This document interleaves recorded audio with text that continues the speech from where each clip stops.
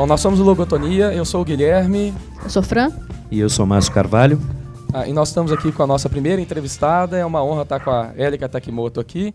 Ela é vencedora do Prêmio Saraiva de Literatura na categoria Crônicas. Autora do blog Minha Vida é um Blog Aberto e de vários livros, dentre os quais História da Física na Sala de Aula, Minha Vida é um Blog Aberto, Como Enlouquecer Seu Professor de Física, Isaac no Mundo das Partículas e Tenso Logo Existo. A Élica é professora e coordenadora de Física do Cefet no Rio de Janeiro, possui graduação em Física pela UFRJ, é mestre em História das Ciências pela UFRJ e é doutora em Filosofia pela UERJ. Aliás, nós somos colegas de doutorado pela UERJ, que hoje se encontra em absurda situação de sucateamento, como ocorre com o ensino público em geral, em tempos reacionários e de governo golpista. Eu vou pedir um pouco para a Élica falar um pouco sobre a trajetória dela, né? E daí nós passamos a fazer o nosso bate-papo, né? Ok, primeiramente, fora Temer, fora Maia, né? Queria agradecer vocês aí, uma honra estar participando dessa primeira edição aí do Lobotomia. E bom, falar da minha trajetória, nossa, é complicado, porque eu não sei nem por onde começar, porque acabou que as pessoas perguntam se eu programei, né, o meu currículo para o currículo ser assim, e não foi bem isso que aconteceu. Aí, tudo que aconteceu comigo aconteceu porque tudo que eu programei deu errado. E, no caso, a faculdade de Física, eu não ia ser professora de Física, eu queria ser uma pesquisadora, entrar, fazer o bacharel. Aí, no meio do caminho, eu engravidei, e aí eu corri para a licenciatura para eu conseguir um emprego rápido. E bom, enfim, aí veio o convite, eu queria fazer um mestrado depois eu queria fazer um mestrado na parte do ensino, e acabou que a professora Penha Maria, da UFRJ, me convidou para fazer um mestrado na área de História da Ciência, porque quando eu fiz a UFRJ, essa parte da licenciatura, eu tive aula de História da Física, e foi a parte assim que eu mais gostei mesmo. E eu já estava com minha segunda filha, e aí eu topei fazer mesmo assim, e eu me encantei com a parte da história da física, história da ciência, da minha dissertação, das minhas pesquisas com a Penha. E no final, eu estou crente que a Penha vai querer me orientar no doutorado, e a Penha, com uma presença de espírito, assim, eu acho que foi a pessoa que foi mais importante nesse processo. Ela falou que eu era muito inquieta, que eu estava precisando de uma formação filosófica e que ela achava, quase certeza, que eu ia me encontrar na área da filosofia. E aí eu entrei em desespero, porque para a gente entrar para a filosofia, a gente tem que concorrer com quem fez graduação e mestrado na filosofia. E eu não tinha leitura nenhuma de filosofia, eu mal sabia quem era Platão. E aí foi o desespero mesmo. Eu queria continuar com ela, aceitei, né, o conselho dela. Foi quando eu conversei na UERJ com o professor Antônio Augusto Passos Videira, que é uma referência na parte de filosofia da ciência no Brasil, quiçá em outros lugares também. E ele, assim que me viu também, ele topou, porque eu vinha da física, e fazer filosofia da ciência com uma pessoa que já tenha estudado física, história da física, ia dar um samba bom, né? Mas, para tanto, eu tinha que me preparar para a prova de doutorado. E lá fui eu, ficar 3 anos assistindo aula de graduação e pós-graduação na UERJ, direto, para aprender o discurso filosófico, para entender como se escreve, para entender mesmo, né? Porque tinha aula na graduação, as primeiras aulas eu ficava, que são aulas assim que começam 1h da tarde, termina às 5h, eu ficava prestando atenção, e eu não entendia nada do que estava sendo falado. Se você perguntasse o que eles estavam discutindo ali dentro, depois de 4 horas eu ouvindo, eu não sabia nem te dizer o que era. Isso me batia um desespero danado, porque eles estavam falando em português, o texto era em português, eu absolutamente não entendia. E aí vai da insistência de leitura, de tudo, que daí daqui a pouco o que estava impossível começou a ficar difícil, o que estava difícil começou a ficar compreensível, e aí eu já comecei a falar alguma coisa, já comecei a escrever, já comecei a entender, e até que eu me senti preparada para fazer a prova, e assim, deu tudo certo, entrei para a filosofia, e de fato, foi onde eu me encontrei, eu tive a minha transformação como ser humano, como professora, com tudo. E bom, enfim, mais ou menos foi isso, para resumir. Nesse meio termo, Élica, eu imagino que você já produzia com blog, né? Você já tinha uma atividade de escrita, por assim dizer, paralela, porque, né, não concorrente, mas de crônicas e etc. Essa atividade, ela começa na graduação, no mestrado, ela tem que ver com a sua atividade como docente. Como que foi isso? A criação da Minha Vida é um Blog Aberto, ele foi feito, eu não sei exatamente que ano, mas, assim, a literatura sempre fez parte da minha vida. A gente está aqui com uma parte da minha biblioteca, onde tem a parte da divulgação científica, livros de física, livros de filosofia da ciência, mas tem a outra parte que está lá embaixo, que é sobre literatura, que é o meu vício maior, e desde que eu me entendo por gente, eu sou viciada em ler livros de literatura. E aí, quando a gente lida com uma determinada arte, por exemplo, se você gosta muito de rock, né, você vai querer aprender a tocar guitarra, bateria. Se você gosta muito de pinturas, você vai querer pintar também, aprender a pintar. E no meu caso, eu lia, e eu tinha muita vontade de escrever. Só que na escola eu nunca fui bem em redação, eu sempre praticamente zerei, tirava nota vermelha, porque eu sempre escrevia em primeira pessoa, eu sempre fugia do tema. E isso é considerado gravíssimo na prova, numa prova de redação. Então, como eu só recebia nota muito baixa, muita crítica dos professores, aliás, quando os professores vinham falar comigo, eu saí da escola acreditando que eu não sabia escrever, e isso praticamente foi assim, bom, enfim, eu me senti podada, né? Muito, muito podada. Mas aí eu continuei lendo muito literatura, e quando a gente lê, a gente fica mesmo com um olhar diferente sobre o mundo. Livros de literatura fazem isso com a mente. A gente cria um filtro. Por exemplo, se a gente lê uma Clarice Lispector, a gente começa a ver o mundo de uma forma, né, a lá Clarice Lispector. Se lê um Guimarães, a gente começa até a falar, a pensar como ele, ser mais sensível para algumas coisas. E aí eu me via assim, eu sabia que eu estava sendo transformada de alguma forma, mas nunca tive coragem de escrever. Até que eu vim morar numa vila em Madureira e aconteceu uma coisa aqui, que é coisas que acontecem no subúrbio entre as relações humanas, que me tocou muito, que eu sabia que era uma crônica feita, aquilo que eu estava vendo, que eu estava com o olhar diferenciado para aquilo. E aí surgiu a minha primeira crônica, Beleza Suburbana. Eu tive coragem e comecei a escrever. Eu já estava com 33, 34 anos, tem uns 10 anos, eu estou com 44 agora. Ou seja, eu comecei a escrever depois de velha, que assim, até eu criar muita coragem, muito timidamente, com muito medo, eu abri o Word, página em branco, e comecei a colocar, e foi a primeira crônica. Aí eu mostrei para uns amigos que eu já conhecia, que já escreviam, que tinha blog, mostrei timidamente, via e-mail, na época não tinha Orkut, eu acho, sei lá, você tinha, sabia, não tinha nada. Aí eu mostrei, mandei por e-mail, e um amigo, Paulo Andel, que é escritor, que meu grande encorajador nisso, falou: Érica, olha só, não para, cria um blog e vai, e coloca tudo para fora, que você tem muita coisa aí, e não para, por favor. E aí eu criei o Minha Vida é um Blog Aberto e tá com ele até hoje. Aí o que aconteceu? Depois que eu escrevi, eu de fato liberei muita coisa dentro de mim, eu falei assim, cara, eu vou continuar escrevendo para mim, né, para mim, e escrever sem responsabilidade, sem pretensão nenhuma, sem pretensão nenhuma, só para aliviar as coisas que aqui, esse nó aqui na garganta, né? Esse incômodo. Sempre funcionou como uma terapia para mim, e foi ficando blog. Eu alimento o blog, acho que semanalmente, mais ou menos. E aí foi quando, em 2014, a Saraiva fez 100 anos e teve o concurso Prêmio Saraiva Literatura. E a gente podia, na categoria infantil, na categoria juvenil, que era crônicas, e na categoria adulto, que era romance. E a gente poderia mandar coisas que a gente tinha escrito, já publicadas em blog, contanto que não fosse nada em veículos impressos. E aí eu selecionei, eu tenho sei lá quantas crônicas, hoje eu acho que tenho mais de 500 publicadas no blog, eu selecionei umas 100, 200 e mandei.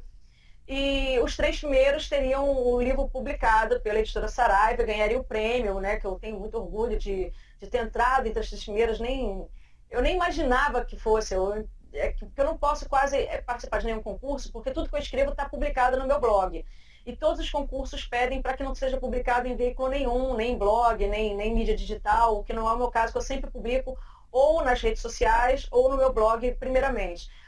Aí foi isso. E isso, assim, quando eu ganhei o prêmio, isso para mim foi muito significativo. Uma pessoa que só tirava 0 em redação, tinha muita nota vermelha, ganhar um prêmio de literatura, isso melhorou um pouco a autoestima. Não vou falar que eu comecei a escrever mais por causa disso, que a frequência continua sendo a mesma, mas enfim, foi bom. Foi bom isso para mim. Me mostrou que, bom, que eu estava no caminho certo, que eu posso continuar escrevendo, agora sem medo e sem vergonha, que eu sempre tive muita vergonha, né, de estar escrevendo. Assim, nunca havia me considerado uma escritora. Quando as pessoas me apresentavam como escritora, Érica escritora, eu ficava muito sem graça. Escritora, para mim, é uma Zélia Gattai, é uma Clarice Lispector, um Guimarães Rosa, um Machado de Assis. Quem sou eu, né? Mas hoje eu já aceito. Posso não ser uma Clarice Lispector, mas eu aceito esse título de escritora depois que eu recebi esse título. E tive coragem de publicar mais outros livros que estavam todos na gaveta. Não, é curioso porque, se eu não me engano, aí você me corrija se eu estiver errado, me parece que o momento, o horizonte de popularização do seu trabalho, ele veio com um post que você tinha feito no Facebook sobre o seu filho mais velho, o Ideu, não é? Mas você já vinha produzindo muito antes. Não foi? Então me corrija. Não foi. Eu fiz várias postagens que tinham viralizado já antes. Tinha uma postagem da minha filha cantando para as vacas, né, que essa eu acho que foi a primeira que viralizou. A gente estava na roça e passando férias, aí tinha umas vacas meio curiosas e olhando pra gente. Aí eu falei, minha filha canta igual um passarinho, canta lindamente. Aí eu falei para ela, canta aí, eu vou fazer um filme. E a gente fez esse filme viralizou no Facebook. Isso foi... Aí lá vai a gente para televisão, para rádio, sendo compartilhado em vários sites. E isso, bom, já ganhei um punhado de seguidor. Depois foi uma prova que eu fiz sobre relatividade, onde eu pedia para os alunos, ao invés de responderem, fazerem perguntas. E essa prova também viralizou muito na internet, foi parar na revista Galileu, muitas entrevistas de rádio. Aí depois eu fiz uma fotografia com os meus filhos brincando, que eu brinco muito com eles, do aniversário Guanabara, e essa foto também viralizou de novo na internet. Depois eu fiz... Teve um texto que eu não me lembro sobre o que era, sobre um texto que ficou muito engraçado, sobre... lembrei. Sobre as meninas no banheiro conversando, eu me metendo na conversa delas.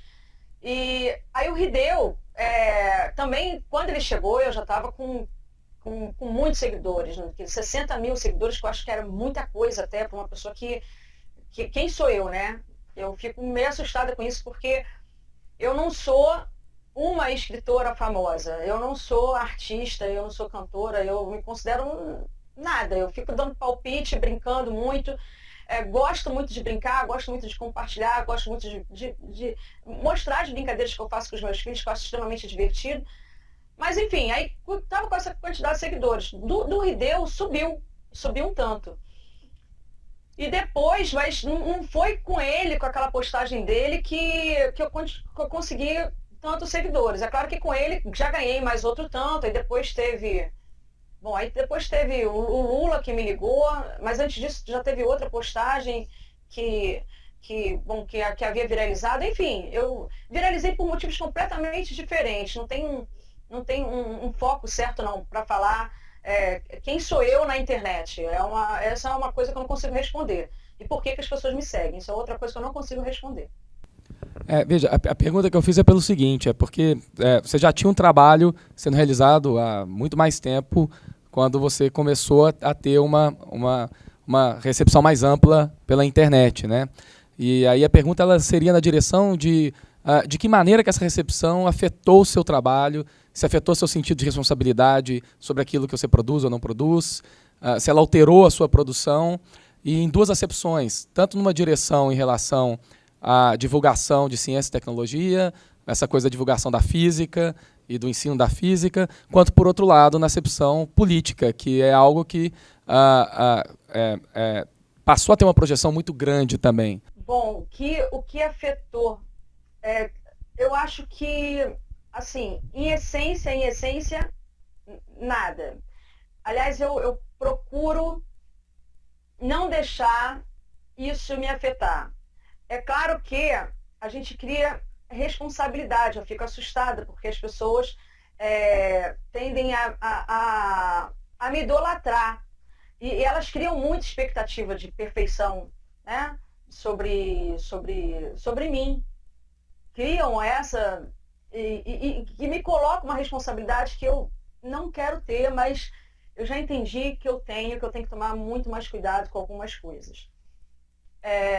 Então, mas, assim, eu continuo publicando coisas sobre o meu perfil, um perfil que é confuso, porque tem coisas, continua a mesma coisa, publicando sobre filhos, compartilhando o que eu acho legal, colocando fotos, colocando o que eu faço, né, o que eu gosto de fazer, eu sempre gostei de compartilhar isso, de contar histórias, de escrever.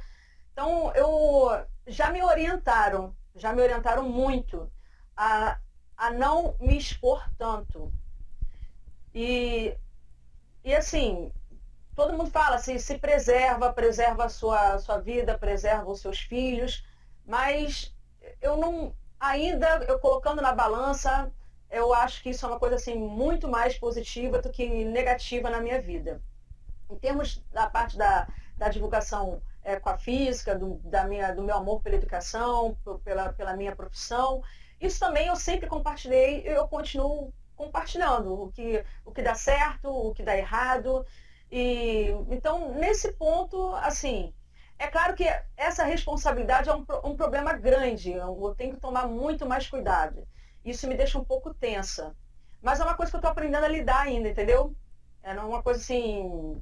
Eu estou me adaptando a esse, vamos colocar entre aspas, sucesso todo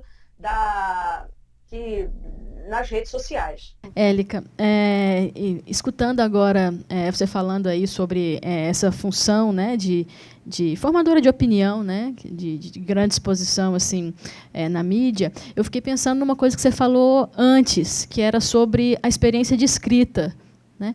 Nós aqui, tanto Márcio, Guilherme e eu, somos recém-doutores e passamos por aquela experiência que você também passou da escrita acadêmica, né? No mestrado, doutorado, que é aquela escrita solitária, né? Cheia de receios. Então, eu queria entender como é que você percebeu essa experiência, né? Os diversos eus que você tem, né? Esse momento essa experiência de escrita para o doutorado e essa experiência de escrita semanal para o blog. Por outro lado, também uma outra experiência que é dos livros que são direcionados para um outro público, para o público juvenil ou mesmo para professores, que tem a ver aí já com a sua experiência em sala de aula, né, como professora. Então, como é que você percebe essas três escritas diferentes? Porque eu acho que a gente eu também sempre escrevo em primeira pessoa, dissertação, tese. Como é que você entende esse eu na escrita, assim, em públicos tão diferentes, né, em espaços tão diferentes que você ocupa? Como é que você percebe isso? A escrita acadêmica eu tive que aprender. A gente aprende fazendo e sendo muito criticado. Tanto a minha orientadora no mestrado quanto o meu orientador no doutorado, eles foram extremamente rigorosos comigo. E a orientadora do mestrado chegava, falava assim, olha só, você não está escrevendo para o teu blog não, entendeu? Para com isso, para de colocar adjetivos, para de colocar você no que você está escrevendo. Quem é você? Você não é nada, você não é ninguém, você é apenas um instrumento, você vai falar o que você está pesquisando, que às vezes eu queria colocar minha opinião, né? E quem se importa com a minha opinião no mundo acadêmico? Né? Foi que ela falou, quem sou eu? Isso eu tive que aprender a lidar com isso. E no doutorado, idem. Você faz uma tese, a minha tese eu acho que tem, sei lá, 300 páginas, e eu fui aparecer na conclusão, na última página. Né? Porque em nenhum momento eu posso me colocar, eu posso adjetivar nada, falar que o negócio é legal ou não é legal, que eu concordo, que eu não concordo. Foi o que ele falou, que todo mundo fala, quem é você? Você não é nada para você opinar. Você tem que falar o que você está lendo, o que se conclui disso de uma forma geral e tudo mais, isso vai aparecendo no final só. Isso é um exercício e tanto para a gente, né? Então, é um exercício doloroso até, mas a gente aprende insistindo, fazendo. É um exercício extremamente solitário, muito, muito, muito solitário. Ler filosofia é difícil, ler filosofia em francês é muito difícil. Ler filosofia em francês do século XVII é uma coisa, porra, que nível hard mesmo. Tem que ter muito foco, porque tem hora que batia desespero. Eu não sabia se eu não estava entendendo a língua ou o que estava sendo falado. Né? Então, porque é difícil, a coisa é complicada mesmo. Aí vale da insistência. A parte do meu blog, eu nunca consegui parar de escrever. Não importa onde que eu entre, as pessoas ficam me falando. Pô, que pena, né? Agora você vai fazer mestrado e não vai poder mais escrever. Agora você vai fazer doutorado e não vai poder mais escrever. Agora você vai entrar para política e não vai poder mais escrever. Agora você vai, sei lá, e não vai poder mais escrever. E isso, essa parte muito pessoal do meu blog, ela é alimentada pelos ambientes nos quais eu circulo. No caso, quando eu comecei a fazer doutorado em filosofia, eu acho que foram os meus melhores textos, porque a filosofia te faz pensar sobre um punhado de coisa, faz você ver, né, os problemas sob determinados ângulos e de uma forma muito mais profunda. Eu comecei a ver a realidade, não importa onde era o meu foco, de uma forma assim, extremamente questionadora. Isso apareceu muito em vários textos que eu fiz. Eu acho que considero os melhores textos que eu fiz os textos que foram influenciados pela parte filosófica. Então, assim, os outros livros que eu fiz, o Como Enlouquecer Seu Professor de Física, o Isaac no Mundo das Partículas, foram 2 livros que surgiram quando eu terminei o meu doutorado. São 2 livros que são de filosofia da ciência, um para criança, sobre física de partículas, com foco totalmente filosófico, e outro para adolescentes, Como Enlouquecer Seu Professor de Física, que no caso o professor de física sou eu, é o professor Inácio, é um alter ego, um professor empolgadíssimo com a física, e fica um aluno que não quer ter aula de física, e ele descobre que a forma de frear o professor é fazendo perguntas para esse professor.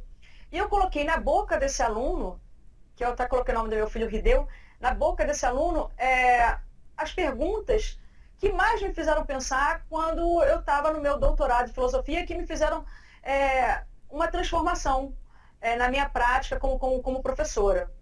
E aí eu acho assim, que as coisas não são separadas, elas se conectam o tempo todo, né? A minha escrita pessoal, esses livros, tudo bem que é uma parte assim, bem mais literária, mas tem total influência da minha parte como pesquisadora, como acadêmica.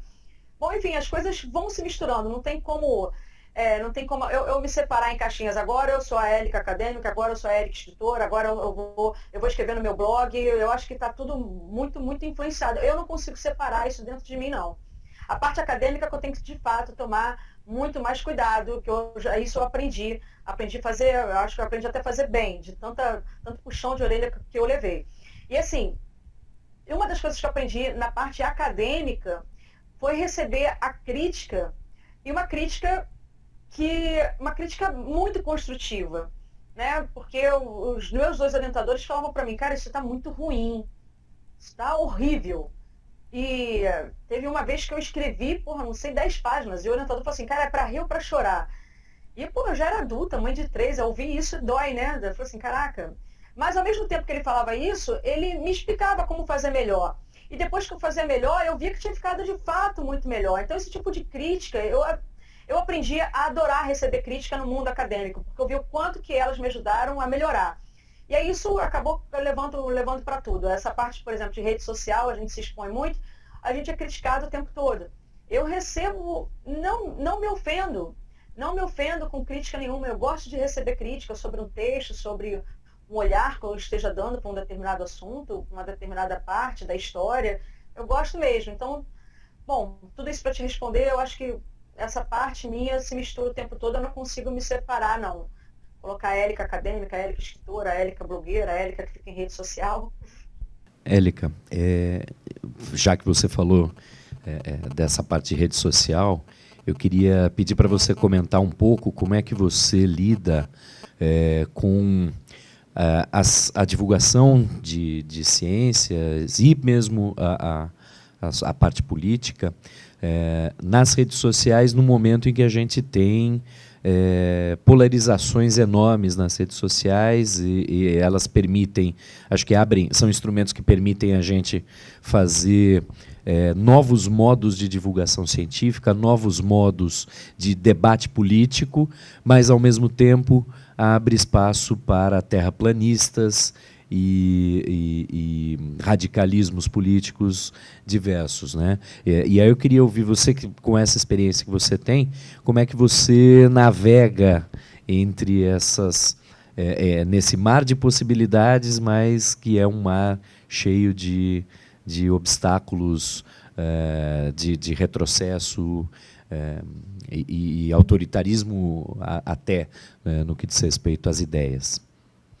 Eu acho que eu navego bem, porque eu tenho a impressão que a gente cresce quando a gente é confrontado.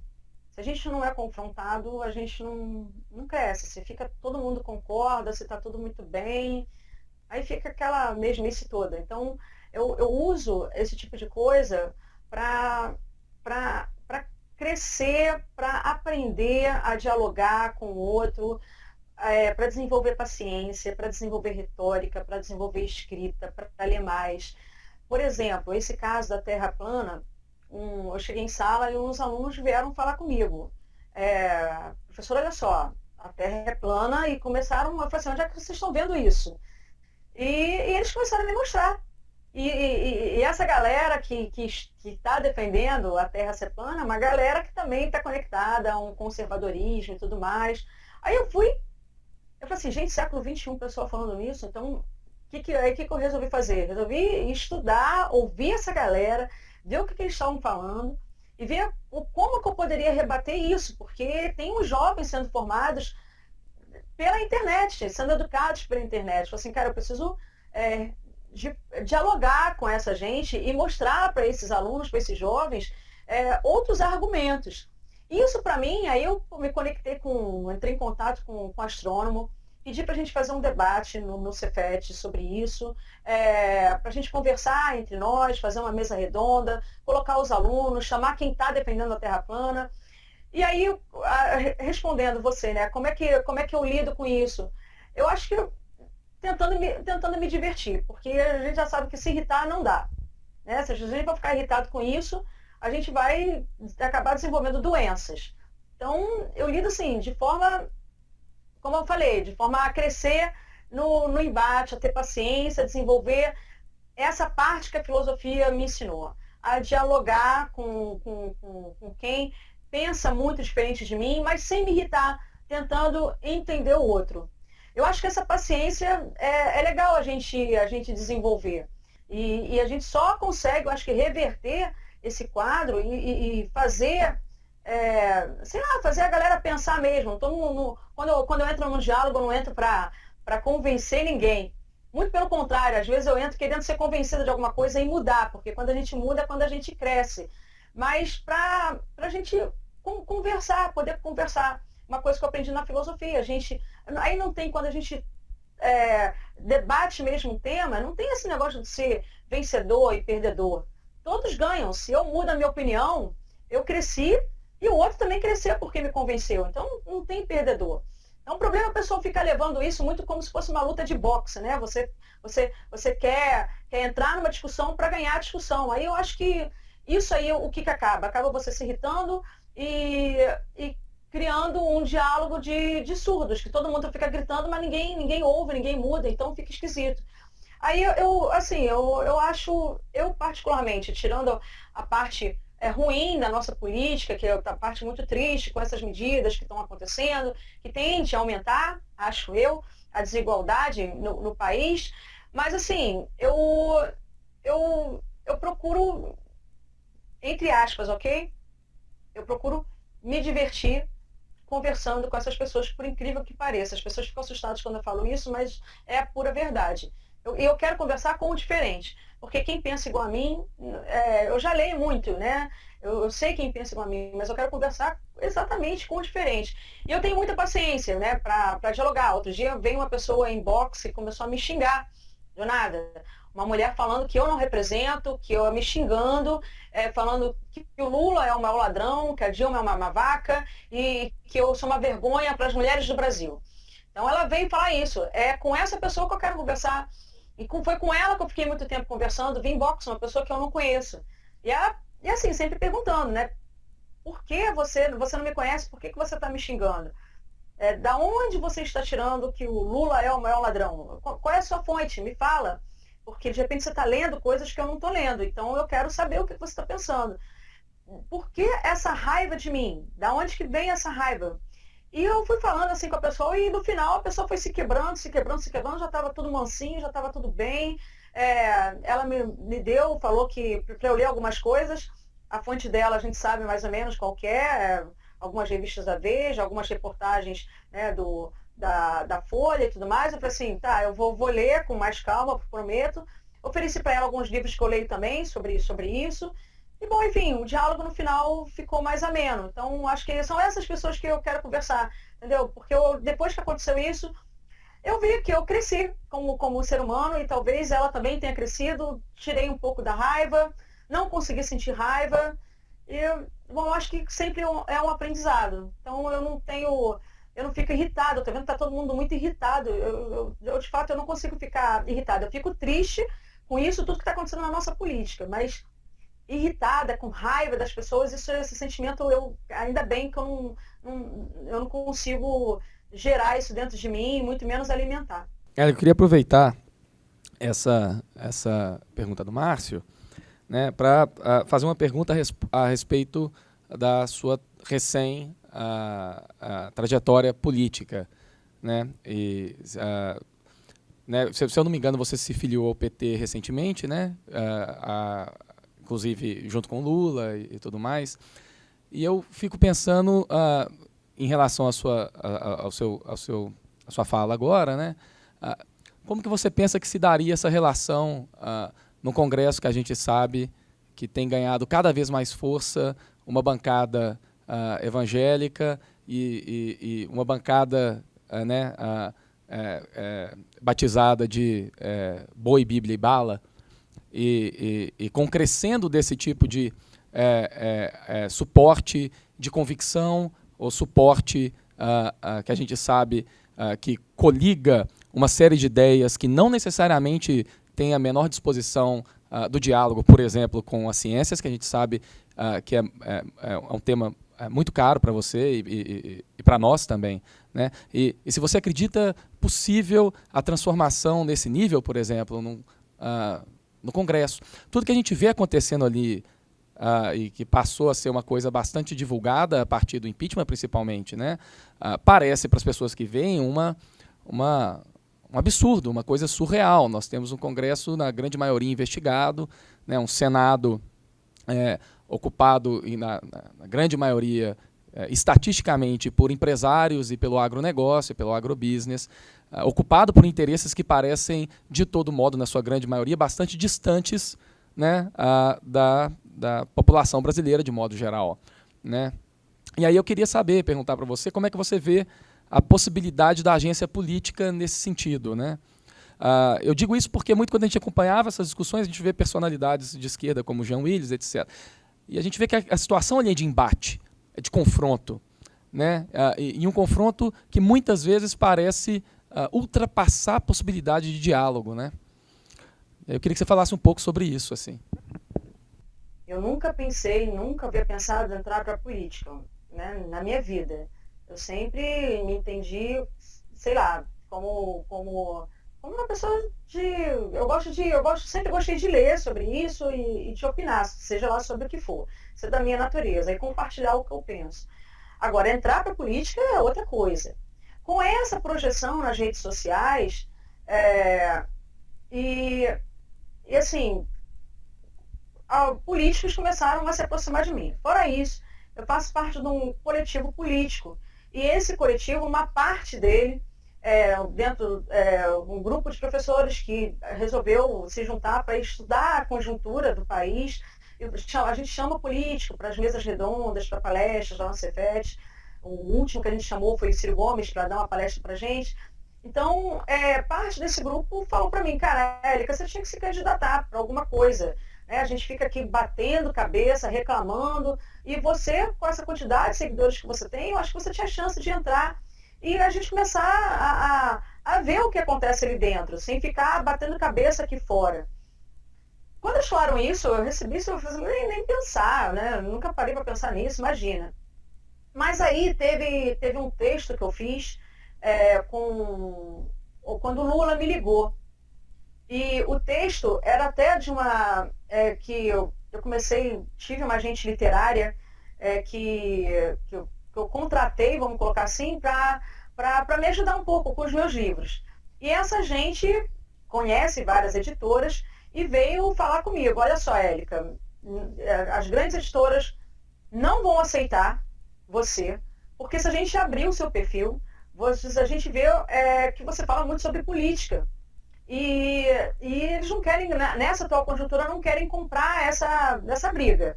Então, aí eu fiquei meio assustada com o que eu ouvi, eu falei assim, pô, como assim? Eu não posso falar sobre política? Ela não. E outra coisa, você é muito, muito eclética, isso não é bom. Como é que a gente vai te vender? Quem é a Érica? A Érica não é educadora, a Érica não é mãe, a Érica não é professora, a Érica não é política, a Érica não é artista, aí fica difícil te vender assim. Você tem que se definir um foco. Se for falar sobre educação, fala sobre educação.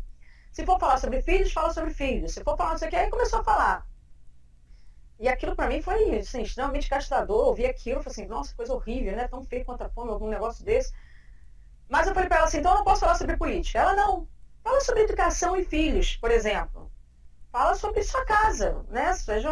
Aí tá bom. Eu falei assim, então tá bom. Aí eu cheguei em casa e comecei a escrever. Eu falei assim, tá, eu não vou falar sobre política. Me falaram para escrever sobre educação. Então vamos falar sobre educação, né? Aí eu estou trabalhando no Cefet há 10 anos. Quando eu cheguei lá, eu tive todo o incentivo para fazer a minha pesquisa de mestrado, de doutorado. Eu viajei para congressos, tudo financiado pelo Cefet. Os alunos, agora a gente está com a política das cotas ali. Aí comecei a falar sobre educação. Aí falando sobre o que o governo do PT fez pelo Cefet, os institutos federais, a quantidade de universidades que foram criadas. Aí você agora vamos falar sobre filhos. Eu falei assim, eu estou com um filho recém-formado, desempregado. Aí eu falei da lei de incentivo à cultura, como é que está, o que acabou com o Ministério da Cultura, o que aconteceu, mas o meu filho está desempregado não é porque ele é músico, porque ele está com os amigos que são engenheiros, está com amigos que são fisioterapeutas, psicólogos, tudo desempregado, e comecei a falar um pouquinho sobre essa taxa de desemprego aumentando. Vamos falar sobre a minha casa. Eu comecei a falar sobre a minha empregada que está feliz, que agora está com tudo certinho, já tem muito tempo, com carteira assinada, e ela conseguiu com esses direitos todos. Aí eu fiz um texto muito irônico, e esse texto foi um dos que viralizaram na internet, e tive, não sei nem te dizer, a sorte, a honra, tudo mais, que me faltam palavras, isso caiu, né, para o Lula, ele leu, e ele foi tocado emocionalmente, e ele resolveu me ligar para agradecer sobre isso, e falar que a gente tem mesmo que nesse momento se unir para dar força um para o outro.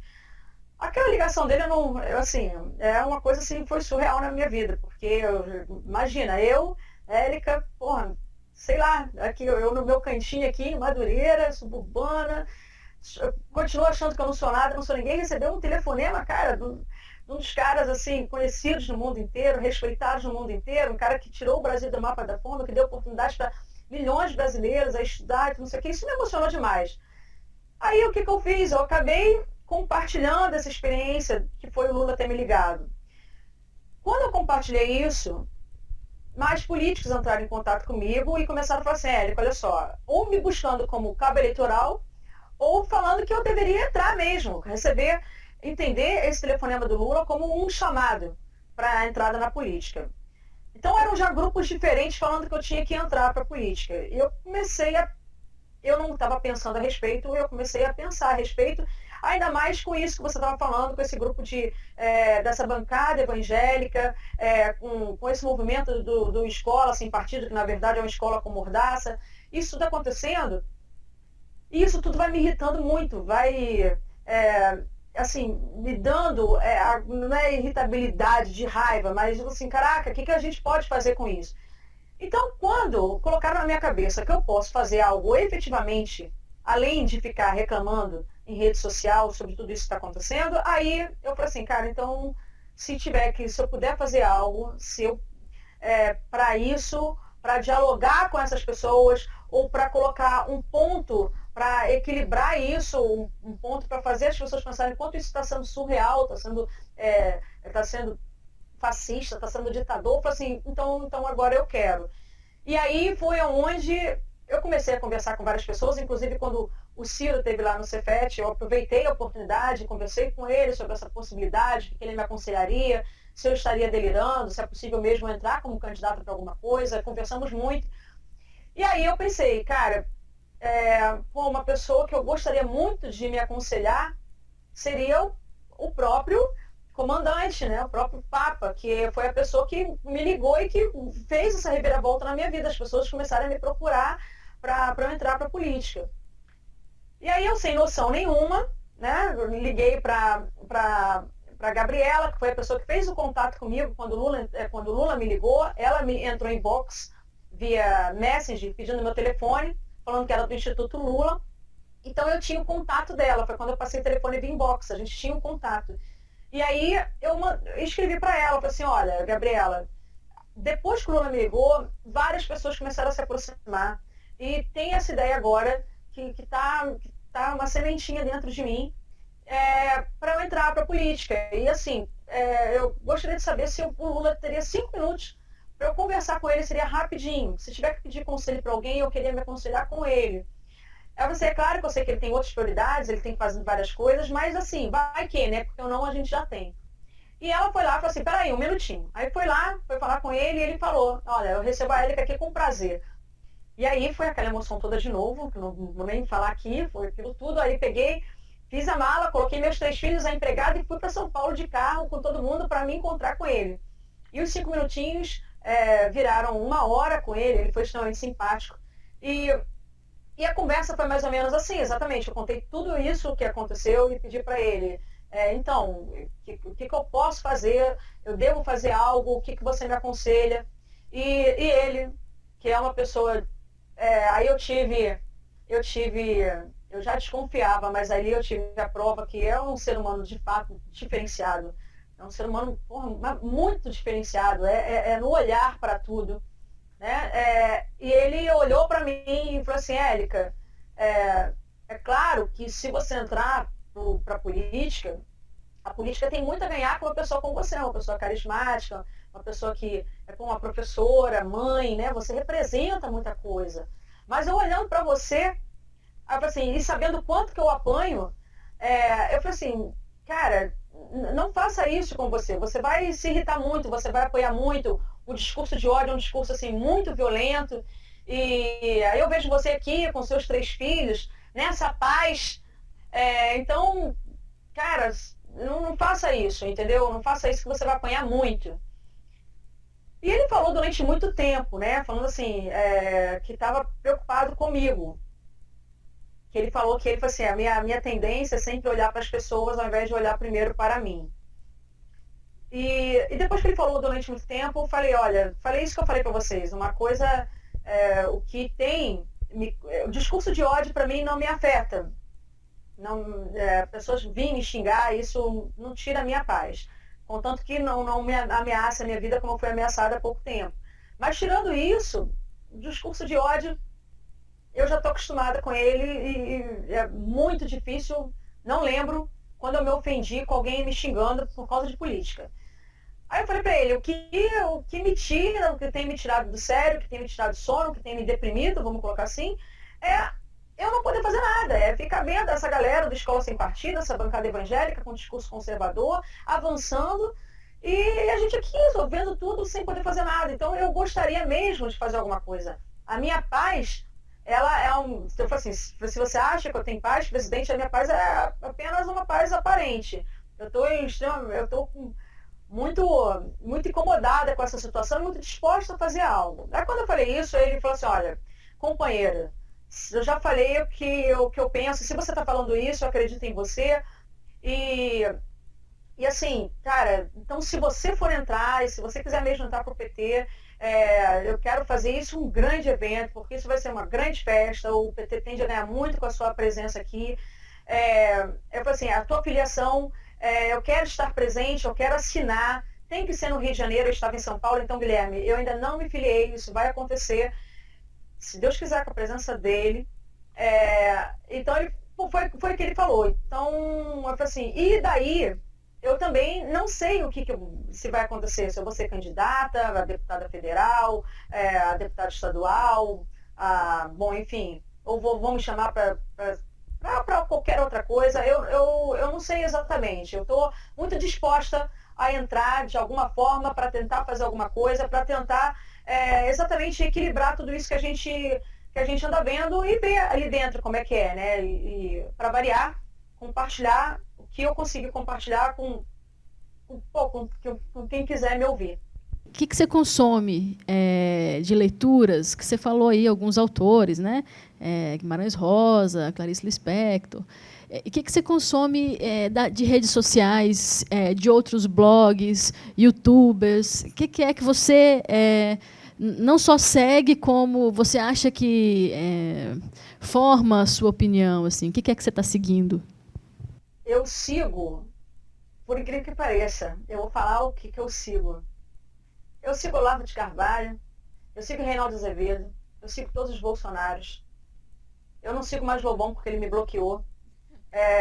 Eu sigo a Janaína Pascoal, eu sigo Rodrigo Constantino. Mas eu sou leitora assídua da revista Fórum, da Carta Capital, do site O Cafezinho, do DCM, do blog do Nassif. Então, eu leio, procuro ler os dois lados sempre, para exatamente para não ficar, porque as pessoas falam, né? Você está sendo cega em relação a isso. Eu não sou cega, eu leio os dois lados, vamos colocar assim, e eu formo a minha opinião. Então é isso. Em termos de leitura, duas leituras que me transformaram muito foi o Vozes do Bolsa Família, em termos de livro, que eu, assim, estava crente que entendia algo sobre pobreza. E quando você ouve uma pessoa que de fato é pobre falando, aí eu vejo que, caraca, o meu conceito de pobreza hoje modificou muito, o meu olhar para a pobreza modificou, porque o livro, de fato, ele dá vozes para quem recebeu o Bolsa Família, como isso modificou, o que isso significou para essas mulheres que recebiam o Bolsa Família, que recebem, né? O benefício vai ser diminuído, que vai ser cortado para muitas pessoas, mas que elas ainda continuam recebendo. E outro que eu tenho lido muito, que é um sociólogo que eu gosto demais, tenho acompanhado, tenho lido os livros dele, é o Gessé Souza, que é uma pessoa também que acho que tem me ajudado a formar opinião sobre tudo isso que está acontecendo. Tenho participado seguido pessoas como o Fernando Pena, que está encabeçando um projeto que vai de encontro à escola sem partido. E assim, eu tento ler de tudo um pouco. E cara, é complicado, né? Acompanhar essa nossa política brasileira. Eu gostaria de estudar, de ler mais literatura, mas a gente não consegue fazer nada, porque todo dia são várias novidades que vão acontecendo. Ontem eu falei assim, cara, eu vou descansar um pouco. Eu estou tendo aula de skate agora, que é uma coisa que tem me tirado, me feito pensar exatamente no meu corpo e me equilibrar. Então, é uma higiene mental que eu tenho feito. Aí ontem me desliguei para ter a minha aula de skate durante a tarde toda, eu fiquei brincando. Quando fui abrir, né, a rede social, Lula condenado. Então, a gente não pode piscar, que é uma novidade dessa, né? E a gente tem que ler já. Eu falei assim, caraca, o que aconteceu? Aí eu começo a ler um punhado de coisa, ler o que eu estou falando, ler os inimigos, entre aspas, ler os amigos, começa a ler um punhado de coisa e pronto, já bate a ansiedade para a gente tentar entender. Mas, te respondendo, Fran, é de tudo um pouco ou muito de uma determinada pessoa, no caso, o Gessé Souza, que eu tenho lido muito ele. Élica, eu vou fazer uma pergunta também no que diz respeito à sua a literatura, o que você lê, porque eu vi logo de cara aí um contato do Carl Sagan logo atrás de você na prateleira, né, junto com Descartes, Einstein e etc. E queria saber se você consome literatura, e não só literatura, mas produções de ficção científica, se você acha que essa produção é interessante para a divulgação da ciência, e também saber se você tem algum contato com a cultura podcast, que a gente tem essa edição que a gente está conversando agora vai virar também um podcast, e saber se você tem algum contato com esse mundo. A parte da ficção científica, eu tenho algumas coisas aqui em casa. Eu gosto, mas não é o meu forte. O meu forte é, de repente, isso aqui que você está vendo, que é uma parte da filosofia da ciência, que são livros de divulgação, mas não são livros assim de ficção científica. Tirando o livro Contato, do Sagan, que é fabuloso, os outros assim eu leio, mas não é o meu barato. O meu barato é a parte da literatura. Aí entra a literatura russa, a literatura francesa, a japonesa, que eu tenho lido, e a brasileira, né, encabeçando isso. Essa parte que você falou, podcast, é isso? Você vê a intimidade que eu tenho com a coisa. Não tem intimidade nenhuma, estou lidando com essa mídia agora e sem saber direito como é que lida com isso. Eu estou aprendendo e com vocês, pelo visto, né? É a segunda vez que me perguntam isso e eu fico sem saber direito o que estão me perguntando, só para vocês terem ideia de como eu sou com isso. Agora você é podcaster, né? Agora não dá mais para não conhecer. Na verdade, eu perguntei isso porque eu também não conhecia. Eu conheci há pouco tempo, há alguns anos, deve ter uns 2, 3 anos que eu comecei a consumir esse tipo de produto. E tem me interessado cada vez mais, porque, ao contrário do videocast, né, que você tem que parar e ficar vendo o YouTube, por exemplo, ou o Facebook, no caso do podcast, você tem, no seu celular, você tem um agregador de programas, então, a cada semana ou periodicamente, o programa é baixado automaticamente no seu celular e você pode ouvir quando está dirigindo, quando está... É um meio não invasivo. Você não tem que parar de fazer as outras coisas, ou algumas, claro, você não vai conseguir ler enquanto está ouvindo. Mas... Eu gosto de comparar com um programa de rádio, sabe? É um programa de rádio, só que você escolhe, né? Você escolhe a hora e o tema, né? Eu gosto da programação. Então, estou conhecendo isso agora e vou entrar para isso também, né? Consumir mais esse tipo de coisa, bem interessante. Começa consumindo, já ouvindo os Logotonia anteriores. A gente já faz o jabá aqui. Érica, eu queria fazer talvez uma última pergunta, porque também a entrevista rendeu tanto, foi tão bacana, que eu acho que a gente nem viu o tempo passar e já passou mais de 1 hora, eu acho, que a gente está conversando, né?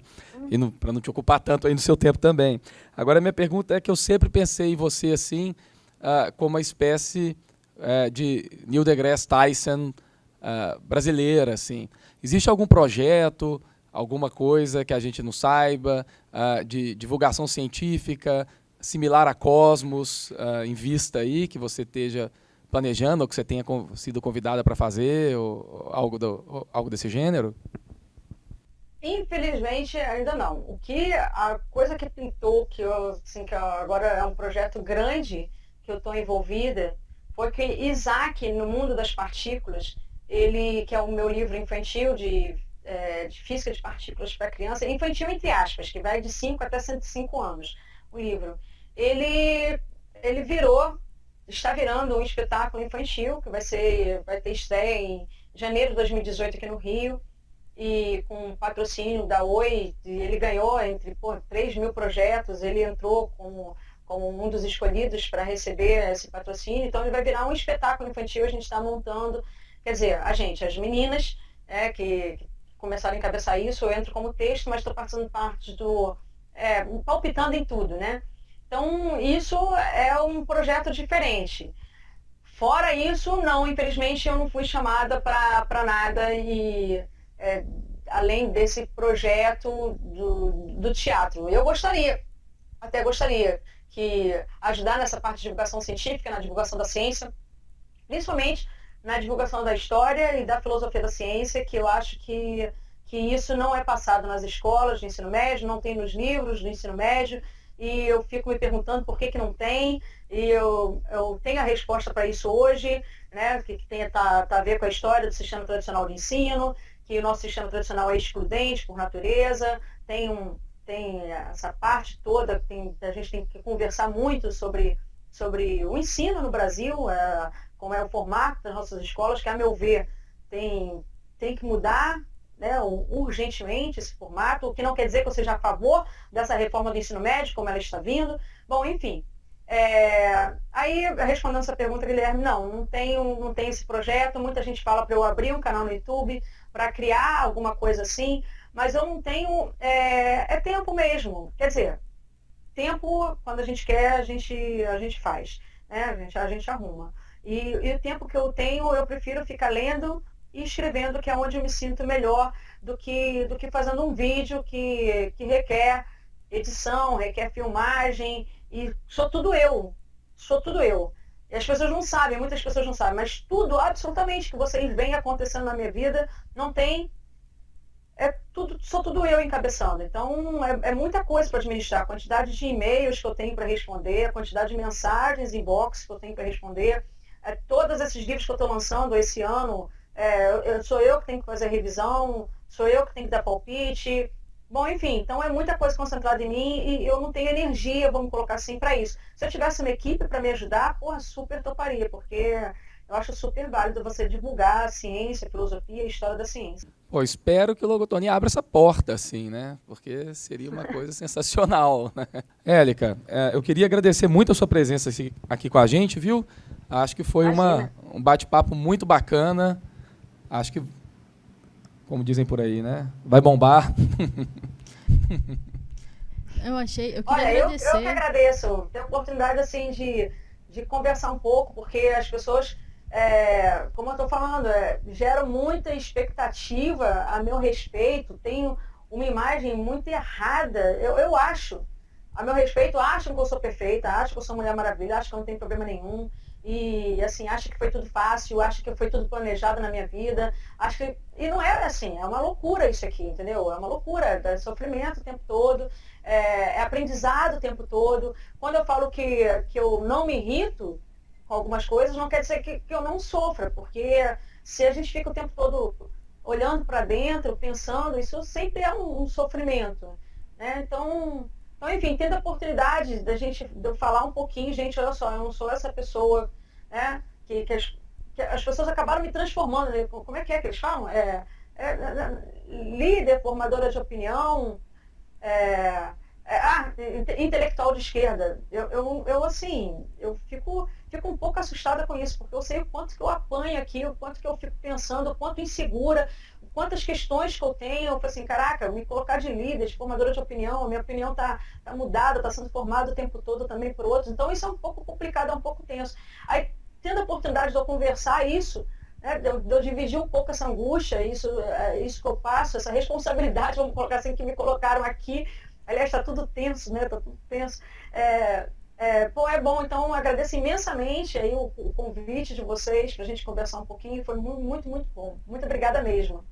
Élica, eu agradeço também, Fran, em nome da equipe, por você se disponibilizar a fazer esse vídeo, gravar esse vídeo e áudio com a gente e mostrar a pessoa por trás do blog e da mídia toda, né? Tem toda uma grande repercussão. Eu acho que você é uma pessoa, agora percebendo assim, você é uma pessoa linda e que está disposta a abrir, conversar e mostrar sua casa e debater, e a gente só tem a agradecer. Acho que isso daqui potencializou e muito, não só a nossa experiência, mas a experiência do podcast Logotonia. A gente está vendo aqui um bonequinho que eu acho que é o Jorge Amado. É, o Jorge Amado. A gente está aqui bem do ladinho da casa onde nasceu o Jorge Amado, aqui em Ferradas, né?